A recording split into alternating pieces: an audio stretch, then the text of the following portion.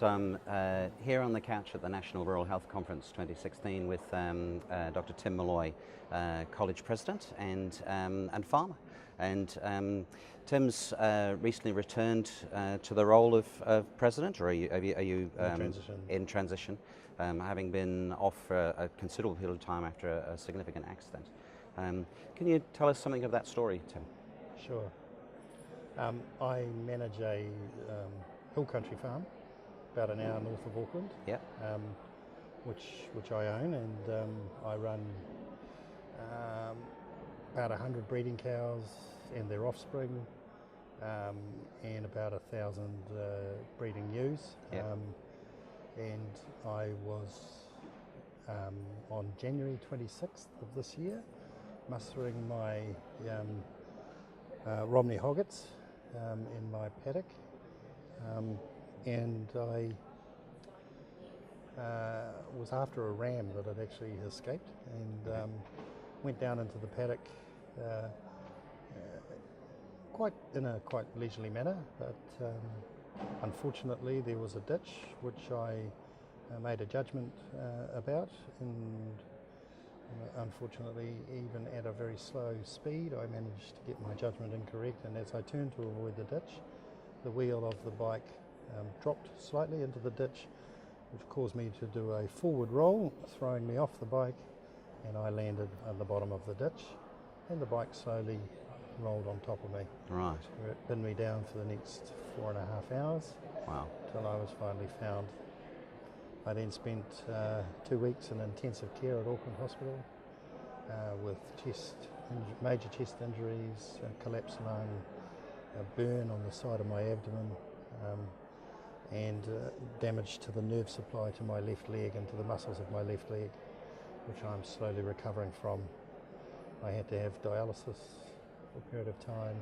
Wow. I had to have respiratory support and intensive care, and they managed to stick a tube into just about every orifice you can imagine. Yes, very good. As the hospital healthcare professionals like to do. Yep. And finally I'm now in the process of recovery. Although I don't think recovery will be complete. I'm hoping it'll be as complete as possible. Yeah, yeah. So you've experienced the healthcare system from the consumer's perspective in a very intensive way. Absolutely. One of the consultants said to me, Tim, if you wanted to come and visit us, all you had to do was ask.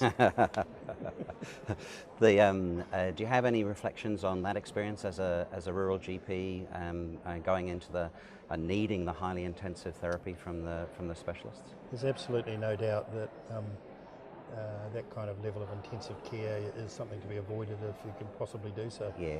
But knowing full well that the quality of care that these people could offer me, and the standard, the expertise, the intensity of it all is incredibly reassuring, because without that I wouldn't be alive. Yes.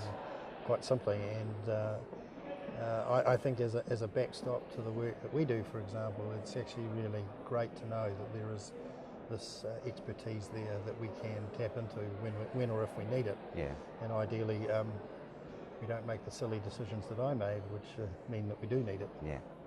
But as a prime provider in that area, it must have been very scary for you waiting for those 4 hours. It was a series of both thoughts and emotions, which were mostly driven by the fact that I could hardly breathe. Yes. That were the basis of my thinking at the time. There was nothing about it that was pleasant. No. It was very frightening. Quad bike injuries happen not infrequently in New Zealand. 850 people a year are injured in quad bike injuries. 5 of them die, and it sounds like you were very lucky not to be one of those statistics. Yep. You must have done quite a lot of thinking about the quad bike and these the initiatives that are in place to try and promote safety using these tools on a farm. So I've been involved in farming since I was 18. Yeah. And in the early days I started, which is nearly 40 odd years ago now, we began with the early equivalent of a quad bike, which is actually a trike. Yes. And So for many years, I don't know if you know anything about trikes, but you think quad bikes are dangerous. Trikes were incredibly dangerous. Yes.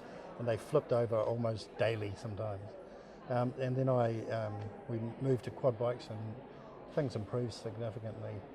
But one of the things that's an absolute must on a hill country farm is that this is an essential part of the equipment of the way we do business. And of all the tasks that we do, it would be used daily, continuously. So it's a critical element of managing what is now a relatively big farm, 1,250 acres of hill country. Yeah. And really I can't do it without this kind of equipment. Yeah. So upon reflection, a number of things that we'd done already before this incident, I had decided that in fact a roll bar was an essential, and so on my fleet of bikes I had arranged to have roll bars on all of the bikes. Yep. We had safety helmets, and it's a policy of the farm that everybody wears their safety helmets, although I'm not so sure that that would have made any significant difference in a number of circumstances. Yeah. There will be other circumstances in which it might well have done so. What's clear to me though is that with this statistics, for example, this is not enough. There is something about the way we use our equipment, and we have to use our equipment in New Zealand, with which we need to do a great deal more thinking, and we need to be seriously more innovative in the way we look at safety. These measures that we know about already are one thing, but accidents are happening even with these measures. Yeah. And so what I'm thinking is that we need to start exploring alternatives. Is the wheelbase adequate? Are the wheels themselves, the size of the wheels, adequate? Are the tyres the right tyres for the vehicle? Is there anything about the design and way we set up our bikes that we could do differently, which make them less likely to roll? Yes. Can we eliminate mistakes altogether? In my scenario, my personal rule was that I would navigate each paddock for the hazards before I would muster in them. Yeah. I broke my own rule, and I paid nearly the ultimate price. Yeah. So stupidity is something you can't regulate or design against, but there are other aspects of these particular statistics that you could do something more about. Yeah. And in my view, we need to take this very, very seriously. Yeah. To suggest that we shouldn't have quad bikes is not good enough. They are an incredibly important part of the way we do our farming business nowadays. Yeah. And therefore it's just a nonsense to say don't have them. Yeah. In some farms, the side-by-sides will take over the role of the quad bike and may, yet to be determined, may have a better safety record. But at the end of the day, there will be many farms in which a quad bike is an essential part of the way we farm. Yeah. And it's important, therefore, that we find ways to ensure that the design is as safe as we possibly can. And I don't think that we've explored enough of those options. No. It often happens in rural communities that people under the radar, or they will adapt things in ways that they think might work, and just that they adapt their tools to the context that they work in.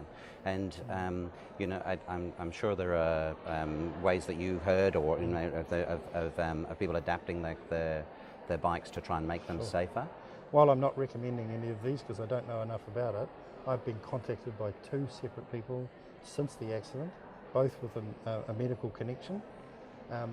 One has modified his quad bike to have double wheels on the rear, on both sides. So he's had an engineer alter the axle and double up which gives him a seriously wider wheelbase at the rear.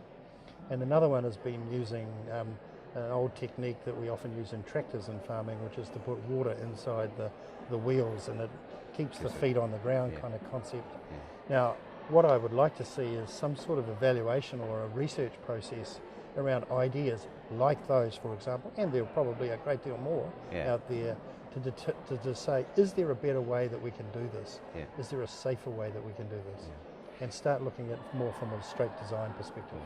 I know WorkSafe New Zealand have a website. They offer advice about how to help to protect, and they suggest wearing helmets, keeping children away from adults, adult quad bikes, choosing the right tool for the job, and it's about being competent to drive as well. So does that have a facility for suggestions like this in terms of, and is there a current move for further research into quad bike safety that you're aware of? I'm not aware of such a move. No. What I am aware of is the resistance on the part of the manufacturers to actually want to modify their original product for mostly, in my view, legal reasons, which are about protecting themselves. I don't know that that's good enough in the sense that I think the way we use the vehicles in New Zealand may well be quite different from the ways in which it's used elsewhere in the world. Yeah. And in that sense, I suspect there needs to be a research base that is New Zealandized. Yeah. Now, does WorkSafe have such a process? I simply don't know. No. They have an important question that I wanted to ask, which is how is the Ram? The Ram is with the ewes that he should be with now. Right, that's very good. That's very good. Thank you. Absolutely. Was there anything else that you wanted to say, Tim? One of the things that concerns me with our predisposition towards accidents is the fact that, as in my experience, it was really difficult for me to be found and therefore helped. Yeah. I, like many farms in this country, am cellular dead. Even if I had a cell phone on me, I couldn't have used it. I had no other means. I'm aware of emergency locator beacons, but I hadn't pursued that option, and I'm beginning to think that we need to be looking along these lines. What I would looking to explore automatic ways to activate these, because I know that I would have been disabled and wouldn't be able to activate them. So I'm exploring the way that we might design the response to events like these more effectively and using technology solutions to what is clearly a scenario in which human beings can't necessarily make a lot of difference. Yeah. So those cellular black spots, which are all around rural New Zealand, are until the event happens that really points out that they really need it. We often just sort of feel them as minor frustrations, but we really need to do something, see something more done about that. Especially in terms of helicopter retrieval and things like that, it clearly matters. Yeah. Well, thank you, Tim, for sharing your story. I know it's very raw for you, and thank you very much. Pleasure.